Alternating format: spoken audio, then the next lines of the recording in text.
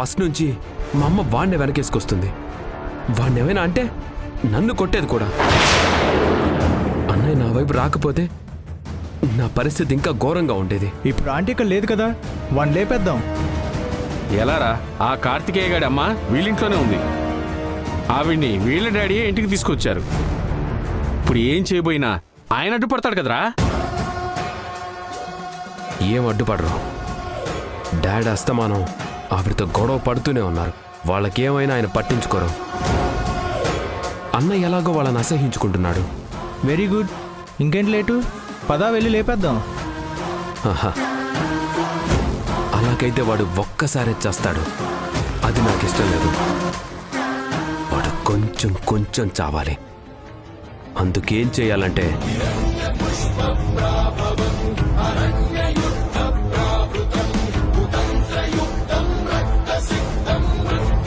నీకు లోక్నాథ్ని చంపడమే కావాలనుకుంటే పద, ఇప్పుడే వెళ్ళి చంపా. ఆగు, అక్కర్లేదు. ఇక నుండి నీ జీవితం నీది, నా జీవితం నాది. నా పగ నేనే సాధిస్తాను. విణ విణ విణ విణ ఇదేనా మన ప్రేమకు నువ్వు ఇచ్చే విలువ? నువ్వు కాదంటే నేను ఇక్కడ నుంచి దూకేస్తా. ఏంటి బెదిరిస్తున్నావా? I don't care. వీణ, నేను నిజంగానే చెప్తున్నా. వీణ, నిజంగానే దూకేస్తున్నా. నేను సీరియస్ గా చెప్తున్నాను వీణ. 1 2 3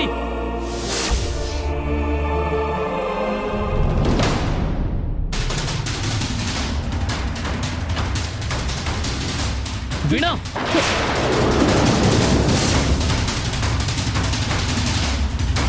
కార్తికేయ గారు సరస్వతిని చంపేసుంటాడు. అన్యాయంగా మాట్లాడకండి. మీ కొడుకు అలాంటి వాడు కాదు. ఎవడే నా కొడుకు? శ్రీ ఋషులు మాత్రమే నా కొడుకులు.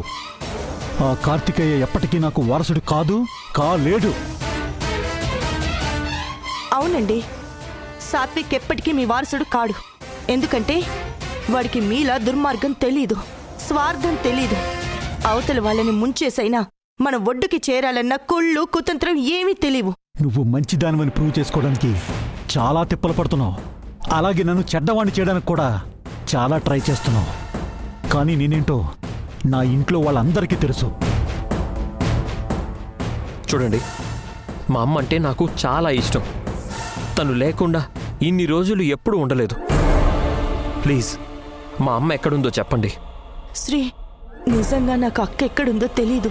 తెలిస్తే ఆయన కోసం కాకపోయినా నీ కోసమైనా చెప్పేదాన్ని. కొన్ని రోజుల క్రితం వరకు మీరెవరో మాకెవ్వరికీ తెలీదు. సడన్గా మీ ఫ్యామిలీ మా లైఫ్లోకి ఎంటర్ అయ్యారు. దాంతో మా ఇంట్లో గొడవలు బిగినయ్యాయి. శ్రీ, వీటన్నిటికీ మేం కారణం కాదు.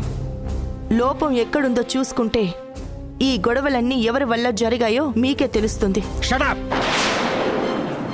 ప్రశాంతంగా మా బ్రతుకు మేము బ్రతుకుతున్నాం. మీరు రాగానే మొత్తం అల్లకల్లోలం అయిపోయింది. నేను గీసిన గీత దాటని సరస్వతి నాకే ఎదురు చెప్తుంది. వేదశ్రీకి ఎదురు తిరుగుతుంది. ఇంట్లో ఎవరికి మనశ్శాంతి లేకుండా అయిపోయింది. ఏం చేశామండి? మనశ్శాంతి అనేది డబ్బు పెట్టి కొనుక్కుంటే దొరకదు. అది కావాలంటే అసలు మనసంటూ ఉండాలి. సరే, నాకు మనసు లేదు, నీకు మనసుంది కదా. ఉంటే నీ మీద జాలిపడి నీ కోసం ఇంత చేసిన సరస్వతి ఎక్కడుందో చెప్పు. చూడు పార్వతి, సరస్వతి కోసమే నిన్ను నీ కొడుకుని భరిస్తూ వచ్చాను. తనకేదైనా జరిగితే మాత్రం నీ అంతు చూస్తాను. మేమే నిన్నేసేయాలని ఇక్కడికి వచ్చాం. పోరా పిల్ల కాకి, ఇంటికెళ్ళి మజ్జిగ తాగి పడుకో. అప్పుడే తాగిని దిగుతుంది. ఏంట్రా ప్రేమ చూపిస్తున్నావా? ఇలాంటి చెత్త ప్రేమ చూపించడం మీ అందరికీ అలవాటా? ఇలాంటి ప్రేమ చూపించే మీ అమ్మ మా డాడీని బల్లో వేసుకుంది. రిషి, హద్దు మీరుతున్నావు. నేను నీలా మాటల మనిషిని కాదు. కొట్టానంటే చేస్తావు. ఏడ్చావు. నీలాంటి వాళ్ళని చాలా మందిని చూశాను రా. మీ అమ్మ డబ్బు కోసం మా నాన్న వెనకాల పడింది. మీ అమ్మ ఒక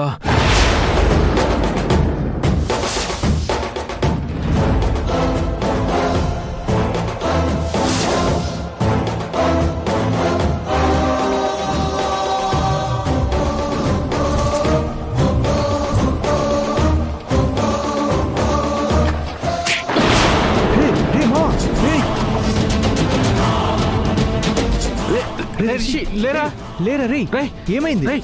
రిషి రే రిషి రే రిషి రే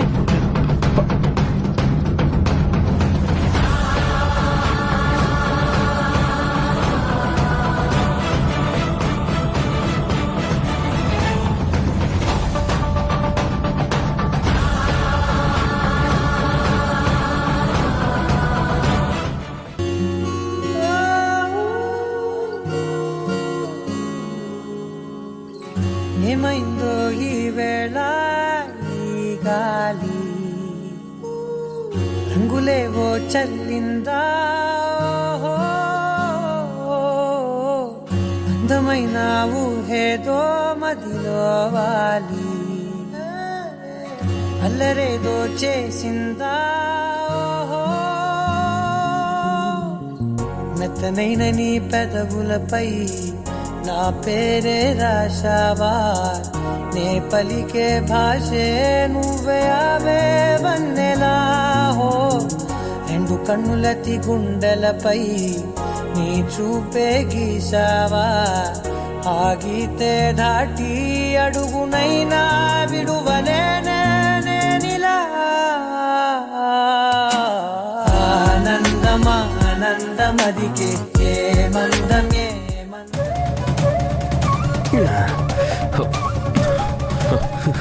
కూర్చోరా కూర్చో. డాడ్ డాడ్ ఏం కాదు.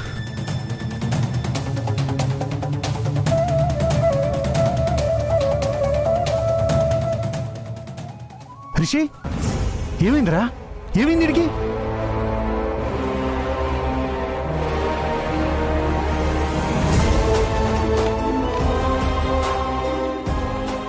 రిషి బైక్ మీద నుంచి పడ్డావా? ఇన్ని దెబ్బలు ఎలా తగిలాయి?